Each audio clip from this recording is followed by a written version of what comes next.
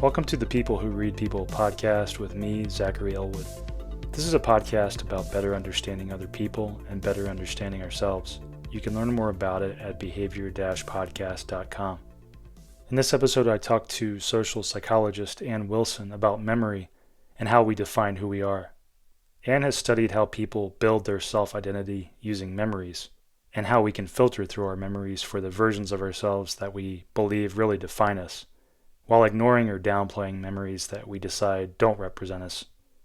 And there can be a lot of fallibility and mistakes in that process. Sometimes our conceptions of ourselves are based on inaccurate framings, just as our memories are often wrong. So in this talk, Ann and I discuss the nature of self, we discuss the nature of memory, we discuss how our memories can so often be so distorted, and what purpose it might serve for our memory to be so malleable and imperfect.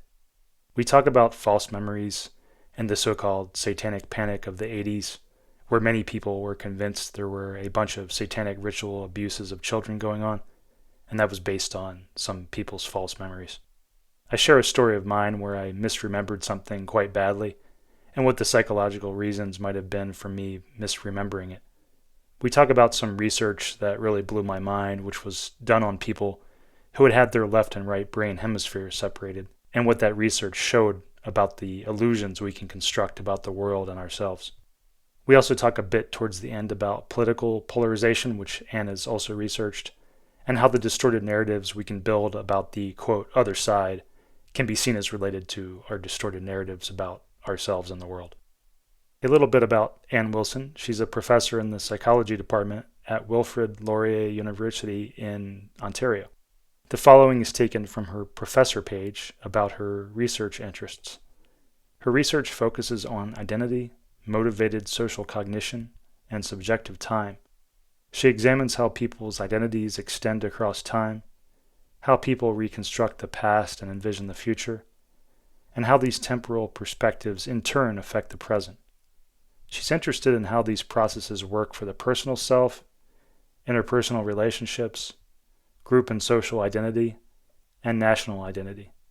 If you'd like to learn more about her work, you can visit her site, annwilsonpsychlab.com. Okay, here's the talk with Ann Wilson. Hi, Ann. Thanks for coming on the show. Hi, nice to talk to you. So maybe we could start with something I read on your university page, which was describing your research interests, and you said, quote, I examine how people's identities extend across time, how people reconstruct the past and envision the future, and how these temporal perspectives in turn affect the present. And I was wondering if you were going to explain those research interests to someone completely ignorant of psychology terminology and put it in layman's terms, how would you describe that? Sure. So that is kind of a fancy way of saying that I'm really interested in the ways that we tell stories about ourselves, as well as about others and the world around us. So I'm interested in how people think about themselves across time. So we often make up our understanding of ourselves in the present by looking back to the past and forward to the future. But the only part of that reality that we really have direct access to is the present moment, right? So if you think about any kind of objective reality, if that even exists. So when we think about the past and the future, we're always simulating or trying to construct or reconstruct based on whatever cues we have. And we have quite a lot of poetic license in how we end up telling those stories. So I'm really interested in the ways in which those stories are really malleable. They can change over time, even for the same person. They don't necessarily stay the same. And that's true for how we think about ourselves as well as how we think about many other things in the world. Maybe you could talk a little bit about how you got interested in that area of research, what made it so interesting to you. Well, one of the early reasons that I became interested in memory in particular and how unreliable memory seems to be is because my mom's family has 8 siblings. And if you ask any one of them to tell you about their childhood experiences, you'll often come away with the impression that they lived in entirely different universes. And not just because, of course, there's going to be some difference because of birth order and context, but very, very different interpretations of just the entire experience of living in that family. So I was always curious about how much leeway people seem to have in their memory and what ended up leading people to have such different recollections of their pasts. When it comes to a research project in that area that you're most proud of or were most excited by, what comes to mind for that research? One of the projects that probably represents that most in terms of how people think about their own memories over time is some of the early work that we did where we were looking at how people remember the very same point in their own past, and we actually documented it at the time, right? So we could actually see how people saw themselves in the present. And then we waited a while and asked people later on to recall that same point in time after a period of time has passed, right? So then you can actually compare people's real experiences at the time to the way that they recall themselves later on. And we find that people systematically tend to recall themselves as worse than they actually remembered being at the time. So, the tendency that people have that we first documented was to retrospectively remember their past selves in a way that allowed them to imagine themselves as marching onward and upward, always improving bit by bit over time. And that might sometimes be because people are really improving, but a lot of the times it seemed to be because people were retrospectively downgrading how good they were in the past. So they're remembering a worse version of themselves in the past than they were experiencing concurrently. And so that ended up leading us to start exploring a number of other ways in which people can manage their memories in ways that actually help them to have better self esteem and well being in the present, and to also have more hope for who they can become in the future. So in that area, if I'm remembering it right, it might have been your work or I might have been reading someone else's. But if I was understanding it right, it sounded like there was this kind of conflict between, wanting to feel consistent and have a consistent sense of self over time, and then that conflicting with what you just described as wanting to have incremental improvements and feel like we're on some, upward trajectory to improvement. Did I understand that correct? That there's this can seem to be this conflict between those two ideas. Yeah, I think that there is some conflict between those ideas, but that people can have both going on at the same time to some extent. So there's one concept called self continuity, and this is the idea that people do want to feel a sense of like a stable self over time. But at the same time, they don't want to experience stagnation. So you can often tell a story of improvement while at the same time still feeling like there's something core about the self that remains the same. The other way that this is examined, both in some of my work as well as other people's, is by thinking about the lay theories that people have about the world. So, some people believe that individuals, as well as in some cases groups of people, are kind of a particular way at core. So, they have some kind of essential qualities that don't really change over time. And other people believe that humans are infinitely malleable. They can change with time and effort and so on.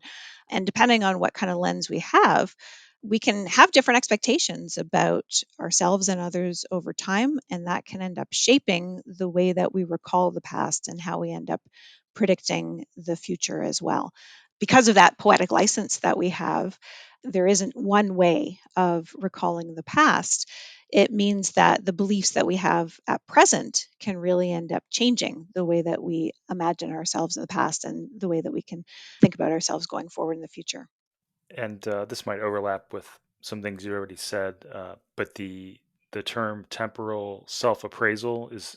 Can you explain what that is? Because I know that comes up a lot in your work. Yeah, so temporal self appraisal theory is the core framework that my supervisor actually in grad school, Mike Ross, and I developed, that I've been working on and off for a couple of decades. And the idea there is really, it ties to some of what we've already talked about, but the idea there is that the self is extended in time, right? So both the past and the future. I also think about the self as extended past just the individual self. So thinking about the relational self, social identity, or the self that we have when we consider the groups that we belong to, right? So we can think about this even in terms of things like our ethnic groups or our national groups, and how we extend ourselves in the past and the future in those dimensions as well. And the variables that we look at with regard to temporal self-appraisal theory have to do with, how do we remember the past? How do we think about the future? How do those conceptions of the past and the future affect our conclusions about the present? We also focus a lot on the role of subjective time. So, this is the idea that even though there's some relatively objective sense of the passage of time, right? We recognize that there are minutes and days and months and years. And so chronological time passes in a way that we generally all agree on. But our subjective sense of time, or the psychological experience of time, is a lot more fluid and elastic. So sometimes we might think about something that happened a year ago and it feels just like yesterday. And another time, something that happened just a month ago might feel like ancient history, right? And the way that we feel about the subjective closeness or distance of past events or future events can end up really mattering for the relevance that those events have to our sense of self in the present. And so it's another thing that ends up being very malleable, that we can push away certain events and pull other ones forward and continue to make them feel more relevant to the present. So the idea is that if there are versions of yourself in the past that you like or that you want to feel close to, you would put those in more prominence in your mind and feel more close to those moments in time, even if they were quite far away, as long as they were versions of yourself you like. Is that an accurate way to say it? Yeah, that's often the case. So, and I'll add one piece though to that. So, a lot of times we think about the way that someone will consider the past and the future when they're psychologically healthy, when they're doing well, and when they want to think positively about themselves, right? So somebody who's got relatively high self-esteem might feel really close to their past successes and feel like their past failures are off in the distance. And someone, though, with maybe who's experiencing depression, or who's struggling in some way, may not have that same experience. So we've looked at that in other contexts too. So, for example, people who are in happy relationships tend to think about a fight that they had with their partner as often the distance. That's a long time ago. That's no big deal. Whereas someone who's unhappy in their current relationship often holds on to those past conflicts, and they feel very close, even if they happened quite a long time ago. So that subjective sense of time can end up having implications for how we feel about our relationships in the present in that context, in the same way as our memories about ourselves can affect our current identities. Do you have stories about your own memories and self visions of self that come to mind for examples of this that you use in your work? Well, one thing that I always do when I tell stories about my own past is I'll sort of have the caveat that, like, at least as far as I remember, this is the way it happened.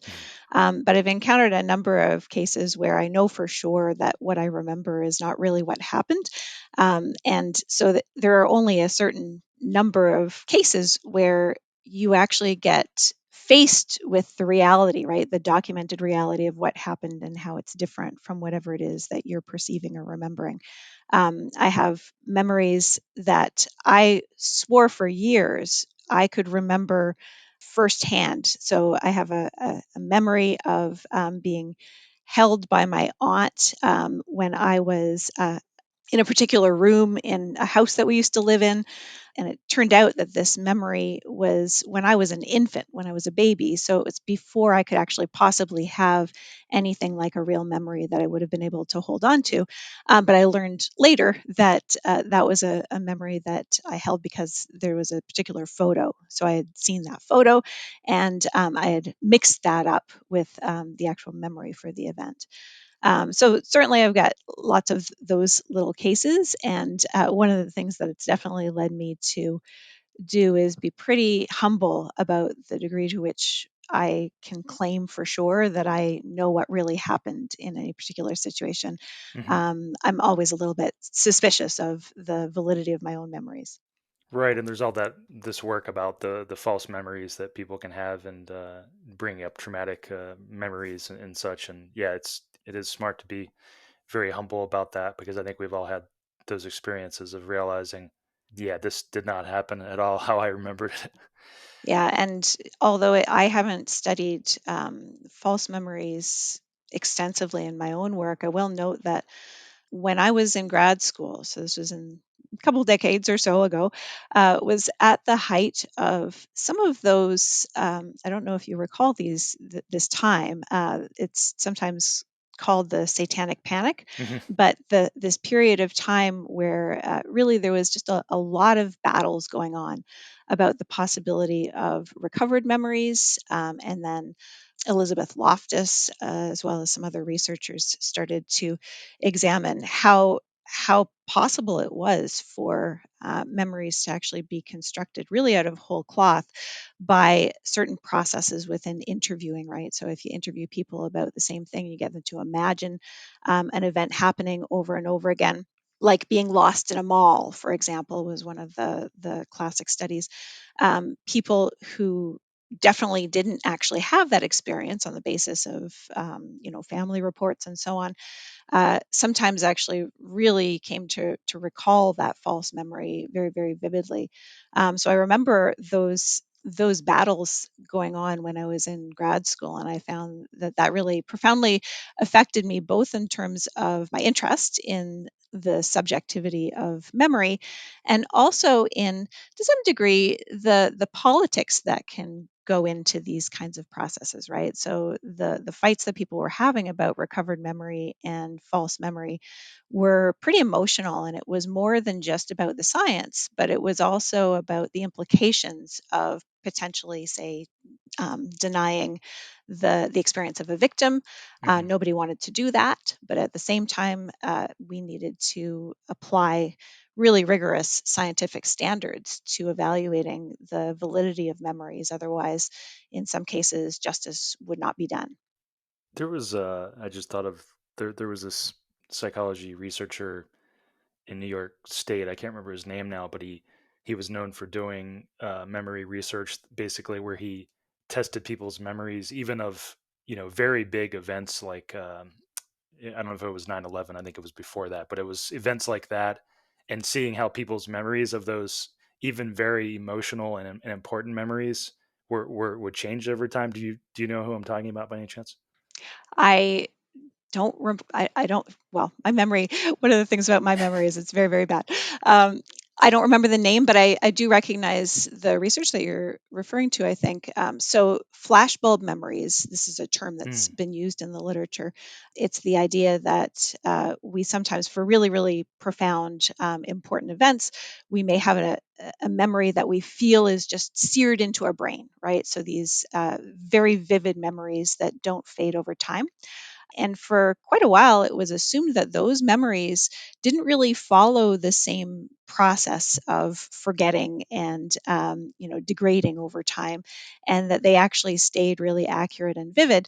And it turns out that they do stay vivid, but they don't necessarily stay accurate. So as we tell and retell them over time, they continue to feel very vivid, but the details may still really change, right, over Hmm. time. And so we can fool ourselves into thinking that they're really accurate and seared into our brain when really they're not. Yeah, it's almost like we retain the element of being certain about what it was like and the emotions, but not the details. But we retain the, oh, I'm sure that's how it happened aspect. Yeah. And certainty is not a good predictor of accuracy when it comes to memories. We can be very certain about things that are really not true. Yeah, so maybe that's a good segue into. I'll tell a story of my own, and you can say what you think of it and say if it's a good example of this kind of thing. But so I had this thing a few years ago where I was talking to my parents, and they were remembering how this thing I did in high school where I played a public performance of the song "Send in the Clowns," where I played piano and a girl I knew in high school sang, and they were saying it happened in high school, and I was saying no, I'm certain it happened in middle school, and I was very adamant about that, and I was actually kind of angry that they were so certain that they thought it was in high school. And then slowly, after several hours, I realized that they were completely correct, and I thought about, I was thinking, why did that make me a so angry, and b, why did I want to have a psychological, you know maybe motivation to shift it backwards in time. And I thought there were a few things there. It was one, that incident kind of reminded me how I was felt like a bit of a social loser in high school, because when I performed with that girl, we practiced a few times, and I was attracted to her, and she was kind of in my social circle, but I felt really awkward around her, and barely talked to her. So I had sort of this negative memory about that I think maybe want to push it back, maybe. And then also there was another thing where that same day I'd gotten into a car accident that made me feel really stupid because it was basically my fault. So I had these various things where I think there was a psychological urge to kind of distance myself from that memory and put it back in middle school. And I'm curious if you think, is that a good example of like kind of like the forcing out of the temporal aspect? Yeah, I think that's a really interesting example, and one where probably there's some self esteem protection that Hmm. causes us to push memories that are painful or that we don't really want to associate with what we're like now into the more and more distant past, right? And it seems like Hmm. that's an example where you were doing that quite actively, not just saying, oh, it feels like a long time ago, but Hmm. you're actually saying, no, I'm actually putting that back in middle school. It's also interesting that in that case, I'm guessing you probably weren't driving a car in middle school. So there are these Well, yeah. objective indicators that would, Well, I think yeah, yeah, that came to me later, where I realized I knew that there were two things where I was doing performances, but I'd gotten mixed up, and I was like, no, that wasn't that performance. That was a different performance. So it was all convoluted, but I was just very certain in the moment. Yeah. yeah, yeah. And that piece about different performances, that's one of the ways in which we can end up conflating memories. So if there are similarities that we could end up, creating some kind of a mapping, right? So if you were in performances in middle school as well as in high school, then you could mix up the details, Hmm. because we often really don't recall things in any kind of a precise way, right? So there's a lot of reconstruction that's going on. um, Often people who aren't kind of experts in memory think about memory almost as though we're replaying, a recording of whatever happened at the time, and that's not at all the way memory happens, right? So I think of it more as maybe like a paleontologist who's, digging up bones, and then you have to take all of these little bits and pieces and put them together into something that is as close to correct as possible. And we Hmm. know that sometimes that might make sense, right? We have the right cues and we put them together, but in some cases we might really get it wrong, Hmm. and imagine something that's quite different from what it actually was like at the time. Right. It's kind of like I've seen it compared to like every time you access a memory, you're like creating a new version of it in a way, like overwriting it a little bit. Is that would you say that's feels accurate? Yeah, and it's also true when we tell stories about memories, Mm. or if we're sort of socially describing them with other people, then they can get overwritten with each other's views of the stories, right? So we can kind of conflate things and tell them and retell them in ways that can really change them over time as well. So one of the most wild studies, mind-blowing studies I've read about was the Gazzaniga studies, where he studied people with split brains, where they had no what they call the corpus callosum between their right and left hemisphere brains. And so basically, for people that don't know, they did studies where they put dividers between their left and right side and would ask them to do various tasks and ask them questions. And for example, they would ask them to push a button if they saw something specific, and one eye would see it, but the other eye wouldn't. So the person's opposite hand from their eye would push a button when told they, if they see something or not. But the person wouldn't be able to consciously or verbally express why they pushed the button. And so the interesting thing there was the people would often just confabulate and make up reasons for why they did what they did. And the details of those studies are really interesting, like the specific things that people would make up about why they did things, or why they said things, or things like this.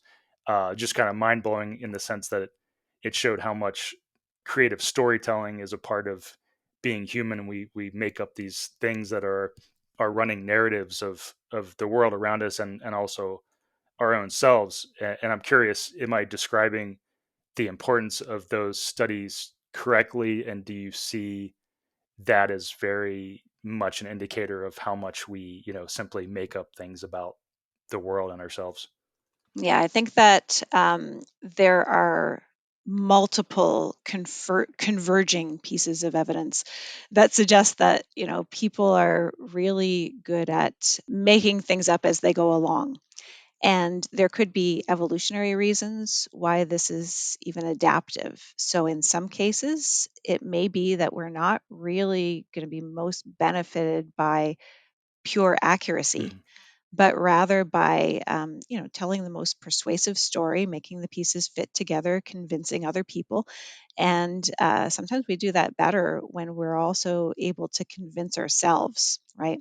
Another way, one of my favorite, I'm not really a brain researcher per se, but one of my favorite observations when it comes to the brain and memory is that it's clear that the way that we remember things is often inaccurate.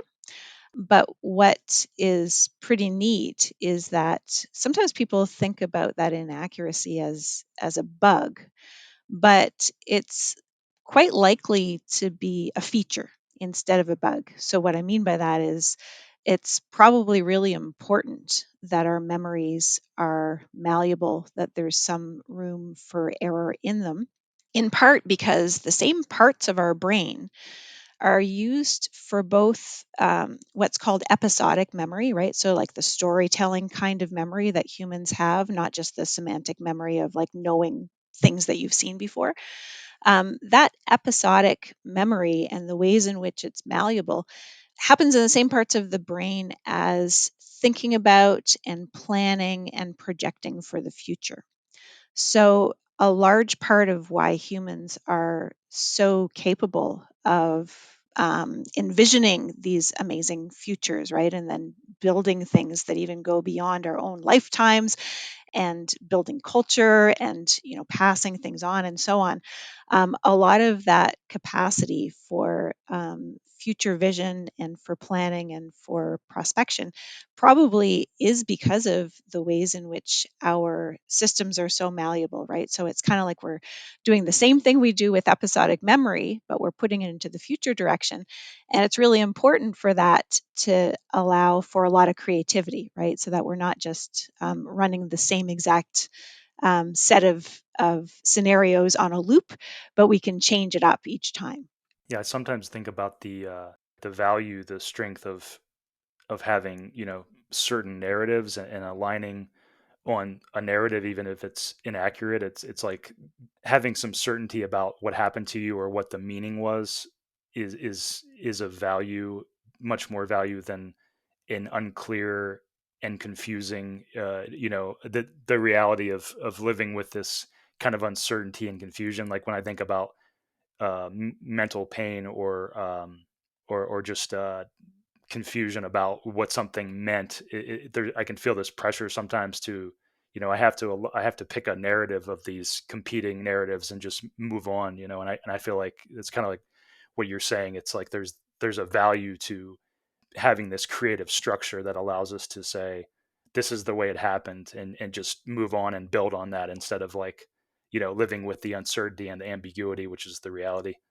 Yeah, I mean, humans do have a pretty powerful need for meaning, right? So being able to develop a sense of meaning and have the pieces fit together in a way that doesn't just seem random and uncertain and like I'm not even sure what really happened, right? So there's a lot of reasons, both in terms of our memories and our perceptions of ourselves over time, as well as just the way that we see everything else in the world, to tell a story and then to stick with it sometimes. So, as you've worked on this research over the years, is it difficult for you to accept that our memories and our narratives can be so faulty, or do you have a hard time seeing that in your own life, or has your work gotten you to more and more realize, I'm living in this kind of illusory, often illusory construction, and maybe that's okay, and I can accept that, and then it's not that stressful, if that makes sense. I think that more often than not, it has allowed me to have, maybe I'm patting myself on the back for this, but to have a fair bit of intellectual humility and to be a little bit chill about the fact that we all get it wrong sometimes, because like certainly I do and I know everybody else does, and so if I were to hold other people to some standard that I know I can't achieve myself, Hmm. then that wouldn't be fair, and that it's generally not because we're choosing to get it wrong, but simply because of the way that we process information.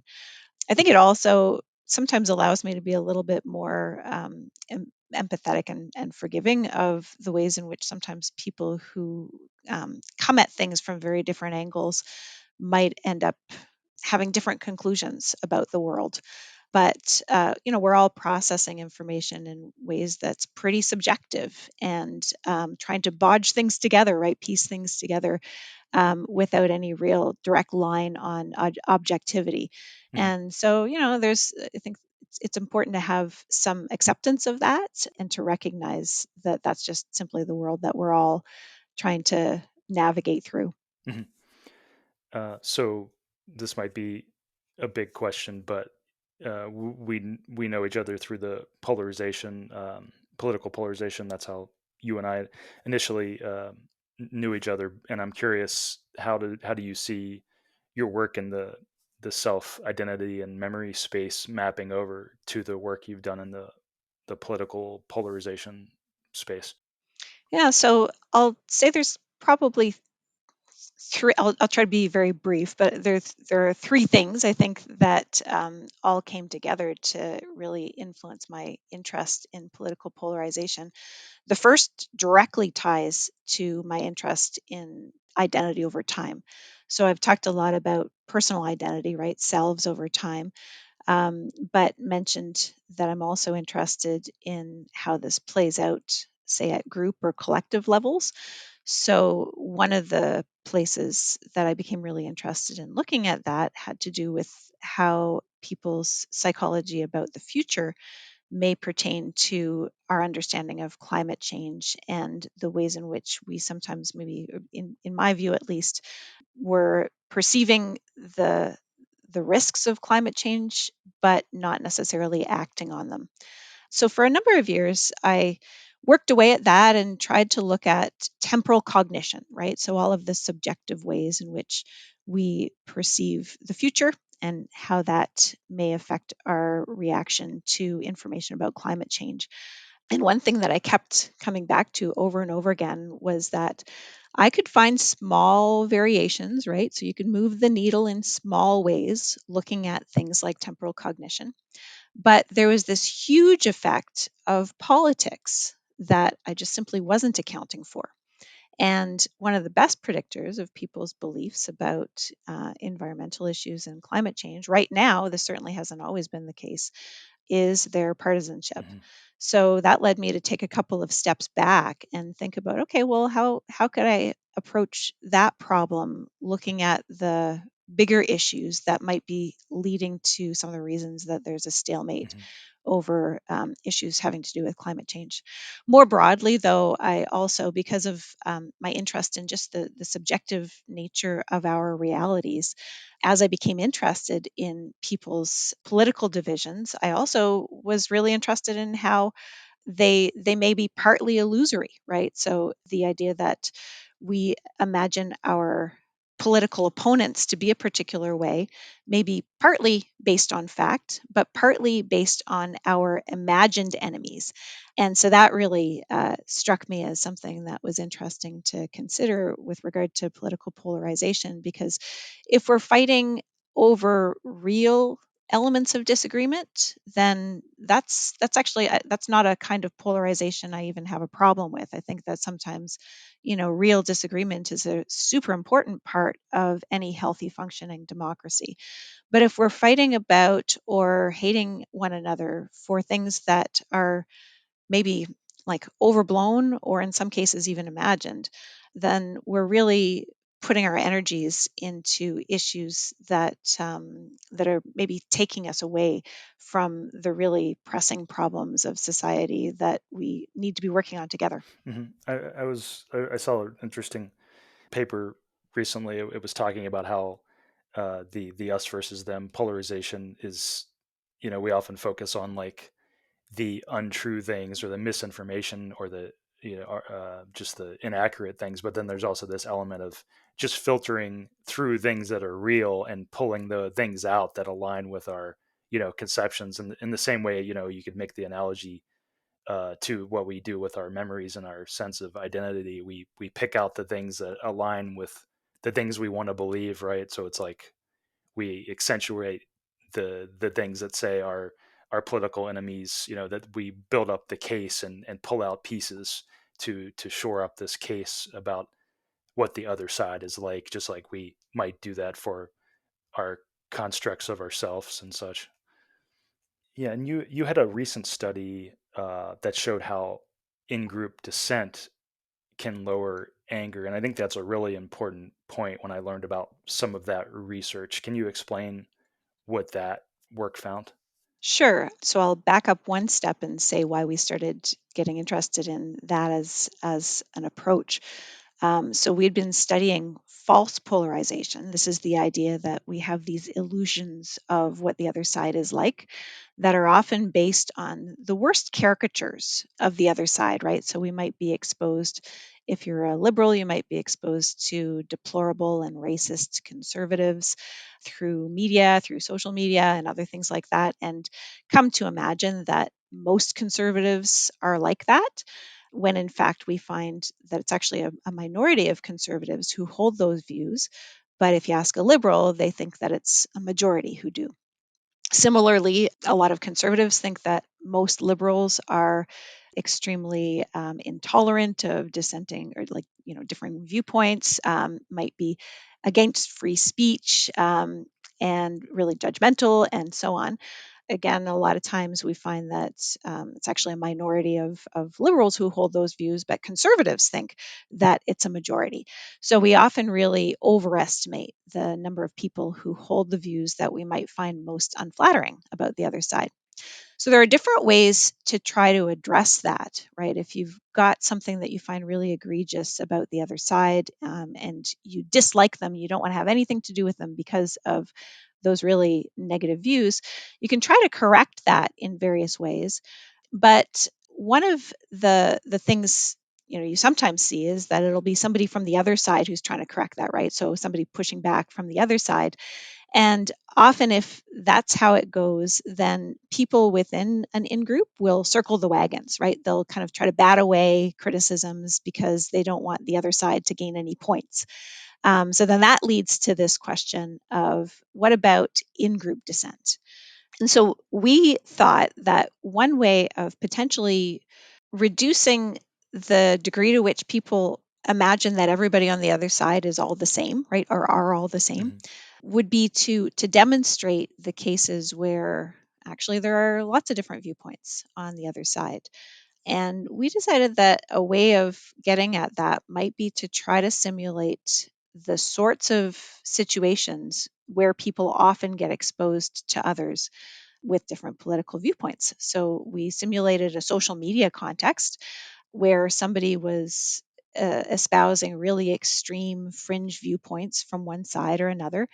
And then we exposed them to people who said that they were on the same side, right? So this is a dissenter who's coming from the same group as the extreme viewpoint, then looked at whether or not people who are the political opponents here. So I'll try to be clear about that. So imagine it's a liberal who's looking at a conservative with an extreme viewpoint, maybe something like being opposed to immigrants who are not white, right? So this would be an extreme kind of racist viewpoint.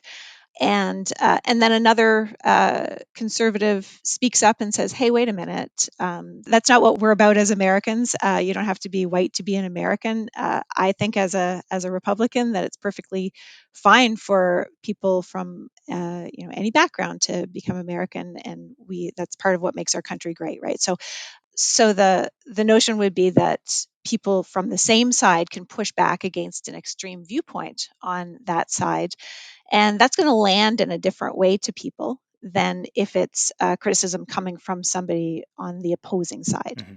And what we find is that that does actually do quite a bit to correct people's views of what the other side is like. And so we tend to dial back on the extremity of our negativity about the other side, how much we think that the other side is all the same, by recognizing that actually there are these varieties of viewpoints on the other side. Yeah, I think that's just such a hugely important point. It was kind of like when I was thinking about all my depolarization work, I was kind of instinctively arriving on that, where I was like, this is really important to criticize your own group, because we can't convince the other side and such. And then when I interviewed Matthew Hornsey, which was one of the most popular episodes of the podcast last year about group psychology and persuasion, and he was the one who showed me those studies. I think it was by Sage. I'm not sure if I'm pronouncing their names, but Sage and Halperin studies, Mm-hmm. amongst others, I think. But yeah, it just seems so hugely important, because the basic point is, yeah, you can't really influence people who are on the other side or politically different from you, when in a polarized environment they just view it as an attack, or your motivations are wrong. So it's like it's really the only people we can shift behavior of is are those people on our sides. And because it demonstrates to the other side how complex your side is, which is the point of your study. Yeah, and I think there's real potential for in-group dissent, both for changing our opponents' views of us, right? So if our opponents think that we're all the same, that we're basically write-offs, then showing that there's actually a variety of viewpoints may open the door again to more productive engagement between sides, even if you're not going to agree on everything. Mhm. I also think that dissent is really important for the in group. So, in cases where somebody is disagreeing with another person in the in group, that can be actually pretty scary. And in some cases, it can be socially costly, right? So, in some cases, if you disagree with other in group members, they might want to kick you out of the in group. So it's something you got to navigate in a careful way. There are cases where people are pretty accepting of in group dissent, and other cases where they're really not happy about that, right? And they might want to police the boundaries of what's allowable discourse within their group. But one of the best things and the most loyal things we can do, I think, to help our group is to speak up when we think that our group is going off course in some way. It's a risky thing to do. It can be a bit dangerous and, sometimes costly, but especially if we can convey it in a way that makes it clear that we actually have our group's interest in mind. I think that's a really important role that we can play. Well, this has been great, and thanks for your time, and thanks for coming on to talk about your work. Great. Had fun talking to you. That was social psychologist Ann Wilson. You can learn more about her research by going to her site, annwilsonpsychlab.com, or by going to the entry for this episode at my site, behavior-podcast.com. One thing that struck me from Ann's talk that I wish I had focused on more was the pathological ways our false constructions of the world and self can make us more dysfunctional. Anne mentioned it briefly, the idea that sometimes our illusory constructions about the world and ourselves can be used to bolster depressed and anxious narratives. And I think that's a very important idea. I know from experience that part of getting healthier emotionally is learning to distrust some of the very negative pessimistic and scary narratives you can form about yourself or the world. When you're feeling very bad, it can be good to remind yourself that your views can be very inaccurate, that you can fool yourself into believing very distorted things that are not realistic, that are exaggerated to form depressing narratives of all sorts. And that's one reason talking to other people can be so good when you're depressed and isolated, because it forces you out of yourself and forces you to be a version of yourself that you're not when you're alone, and reminds you that you can have different narratives. Anyway, with my occasional focus on mental health, I just wanted to throw that in there as I think it's such an important point, that it's good to have a healthy distrust of the stories we tell ourselves. Thanks for listening. Music by Small Skies.